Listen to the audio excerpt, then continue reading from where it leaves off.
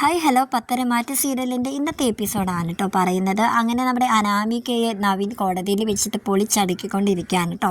ഈ കേസ് നമ്മുടെ കയ്യിൽ നിൽക്കത്തില്ല, ഈ കേസ് നമ്മൾ തോറ്റു പോകും എന്നൊരു ഒരു ഉറപ്പോട് കൂടി തന്നെയായിരുന്നു കേട്ടോ ഇതുവരെ മുത്തശ്ശനും മുത്തശ്ശിയും അതുപോലെ തന്നെ അനിയും നയനയും എല്ലാവരും വിചാരിച്ചിരുന്നത്. പക്ഷേ പിന്നീട് നമ്മുടെ അനാമികയുടെ ഭൂതകാലത്തെക്കുറിച്ചൊക്കെ നവീൻ ചോദിക്കാനായിട്ട് തുടങ്ങിയിരിക്കുകയാണ് കേട്ടോ.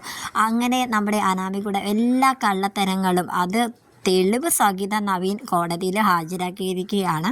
അങ്ങനെ എല്ലാവരുടെയും മുഖത്തൊക്കെ ഇപ്പം അല്പസ്വല്പം സന്തോഷവും കാര്യങ്ങളൊക്കെ ആയിട്ട് ഇങ്ങനെ നിൽക്കുകയാണ് കേട്ടോ. അപ്പോൾ എന്താണ് അനാമികയോട് നവീൻ ചോദിക്കുന്നത് എന്ന് നമുക്കറിയാം. അതിനൊക്കെ മുന്നായി നമ്മുടെ ചാനൽ ആദ്യമായിട്ടാണ് നിങ്ങൾ കാണുന്നതെങ്കിൽ എല്ലാവരും ഒന്ന് സബ്സ്ക്രൈബ് ചെയ്ത് സപ്പോർട്ട് ചെയ്യണേ. നവീൻ കോടതി മുമ്പിൽ ഒരു വീഡിയോ ക്ലിപ്പ് ഹാജരാക്കുകയാണ് കേട്ടോ. അതിൽ മുത്തശ്ശിയും വേണുവും വക്കീലും കൂടെ, എതിർഭാഗം വക്കീലും കൂടിയാണ് ഇരിക്കുന്നത്. അതിൽ വേണു മുത്തശ്ശിനോട് പറയുന്നുണ്ട്, അനാമിക നിങ്ങളുടെ അനിയുടെ ജീവിതത്തിൽ നിന്ന് പോകണം എന്നുണ്ടെങ്കിൽ, അതായത് ഡിവോഴ്സ് പെറ്റീഷനിൽ ഞങ്ങൾ സൈൻ ചെയ്യണമെന്നുണ്ടെങ്കിൽ നിങ്ങളിപ്പോൾ പറയുന്നത് പോലെ 10 15 കോടിയിലൊന്നും നിൽക്കത്തില്ല. അത് ഞങ്ങൾക്ക് ഇപ്പോൾ നിലവിൽ ഒരു 20 കോടിയെങ്കിലും കിട്ടിയെങ്കിൽ മാത്രമേ ഞങ്ങൾ ഡിവോഴ്സ് അംഗീകരിക്കത്തുള്ളൂ എന്നിങ്ങനെ വേണു അനാമികയുടെ അച്ഛൻ ഇങ്ങനെ പറയുന്ന ആ ഒരു രംഗം കോടതിയിൽ കാണിക്കാൻ കേട്ടോ. അങ്ങനെ ജഡ്ജി അത് കണ്ടിട്ട് വേണുവിനോട് പറയുന്നുണ്ട്, എടോ ഈ വീഡിയോയിൽ പറയുന്നത് അനുസരിച്ചിട്ടാണെങ്കിൽ താനാണ് 20 കോടി ചോദിക്കുന്നത് എന്നിങ്ങനെ വേണുവിനോട് പറയാൻ കേട്ടോ.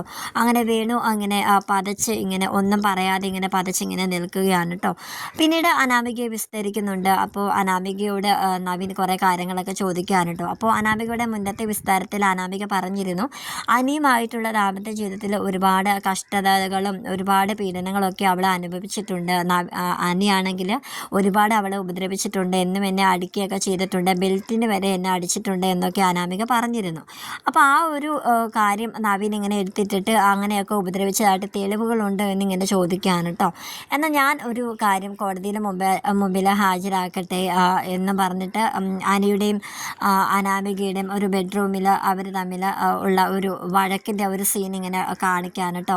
അങ്ങനെ അതിൽ അനാമികയാണ് നവീനെ ഒരുപാട് ഷൗട്ട് ചെയ്യുന്നതും ബെൽറ്റ് കൊണ്ട് അടിക്കുന്നതായിട്ടും കാണിക്കുന്നത്.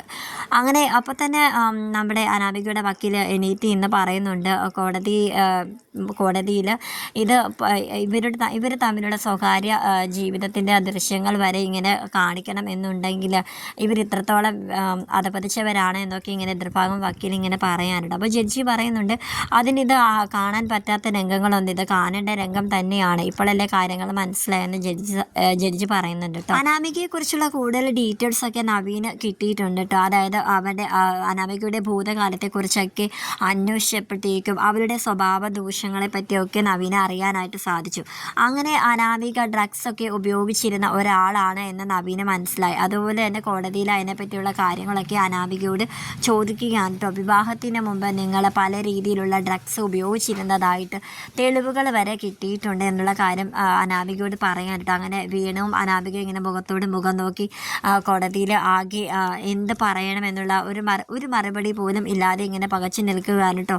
അങ്ങനെ നവീൻ ഓരോന്നായിട്ട് അനാമികയുടെ കാര്യങ്ങൾ എണ്ണി കോടതിക്ക് മുന്നേ പറയുകയാണ് കേട്ടോ. അപ്പോൾ അനിയും പറയുന്നുണ്ട്, വിവാഹത്തിൻ്റെ ആദ്യ രാത്രിയുടെ അന്ന് തന്നെ എനിക്ക് മനസ്സിലായതാണ് ഇവൾ ലഹരി പദാർത്ഥങ്ങളൊക്കെ ഉപയോഗിക്കുന്നതായിട്ട് എനിക്കറിയാമായിരുന്നു. അതുകൊണ്ട് തന്നെയാണ് ഞങ്ങളുടെ ജീവിതം നല്ല രീതിയിൽ മുന്നോട്ട് പോവാതിരുന്നതും എന്ന്, പിന്നെ കുടുംബത്തിലെല്ലാവരോടും ഞാനിത് പറയാതിരുന്നത് അവർക്ക് എല്ലാവർക്കും വിഷമമാകും എന്ന് വിചാരിച്ചിട്ടാണ് എന്നൊക്കെ അനിയും പറയുന്നുണ്ട് കേട്ടോ.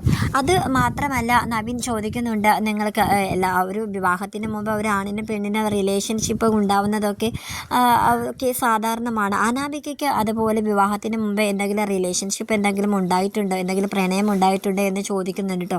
അപ്പോഴും അനാമിക അത് നിഷേധിച്ച് എനിക്ക് അങ്ങനെയൊന്നും ഉണ്ടായിട്ടില്ല എന്ന് തന്നെ പറയാൻ കേട്ടോ. പക്ഷേ അപ്പോഴും നവീൻ ഒരു തെളിവ് കൂടി ആ കോടതിക്ക് മുന്നേ കൊടുക്കുന്നുണ്ട് കേട്ടോ. ഒരു ചെറുപ്പക്കാരൻ്റെ മടിയിൽ അനാമിക ഇങ്ങനെ കിടക്കുന്നതായിട്ട് ഒരു ചെറിയൊരു വീഡിയോ ക്ലിപ്പും കൂടെ കോടതിക്ക് മുന്നേ കൊടുക്കുന്നുണ്ട്. എല്ലാം കൂടി ആയപ്പോഴത്തേക്കും അനാമിക എന്ത് പറയണം, എല്ലാം കൈവിട്ട് പോയി. തനിക്കും അച്ഛനും ഇനി കോടതിയിൽ എന്ത് പറഞ്ഞിട്ടും ഒരു കാര്യം ഇല്ല എന്ന് അവർക്ക് രണ്ടുപേർക്കും വളരെ വ്യക്തമായി കേട്ടോ. അങ്ങനെ എല്ലാവരുടെയും മുഖത്ത്, അതായത് മുത്തശ്ശിയുടെയും മുത്തശ്ശൻ്റെയും എല്ലാവരുടെയും മുഖത്ത് ഒരു സന്തോഷത്തിൻ്റെ ആ ഒരു പുഞ്ചിരി തന്നെ വിടർന്നിരിക്കുകയാണ്. കാരണം ഈ കേസ് എന്തായാലും നമ്മൾ ജയിക്കുമെന്നുള്ള ആ ഒരു ഉറപ്പിൻ്റെ വക്കിൽ എത്തി നിൽക്കുകയാണ് കേട്ടോ. നവീൻ അതുപോലെയാണ് എല്ലാവരെയും കോടതിയിലെ മുന്നിൽ സന്തോഷിപ്പിക്കുന്ന രീതിയിൽ തന്നെയാണ് അനാമികനെ വേണു അനുവിനെ ഇങ്ങനെ പൊളിച്ചടുക്കിക്കൊണ്ടിരിക്കുന്നത്. നവീൻ്റെ എല്ലാ ചോദ്യങ്ങൾക്കും ഇതുവരെ സത്യസന്ധമായിട്ട് ഒരു മറുപടി പോലും അനാമിക പറഞ്ഞിട്ടില്ല. അതുകൊണ്ട് തന്നെ നവീൻ ചോദിക്കുകയാണ്, ഇനിയുള്ള എൻ്റെ ചോദ്യങ്ങൾക്കെങ്കിലും ഒരു സത്യസന്ധമായിട്ടുള്ള ഒരു മറുപടി കിട്ടുമോ എന്നിങ്ങനെ ഒരു പരിഹാസത്തോടെ നവീൻ ഇങ്ങനെ അനാമികയോട് ചോദിക്കുകയാണ് കേട്ടോ.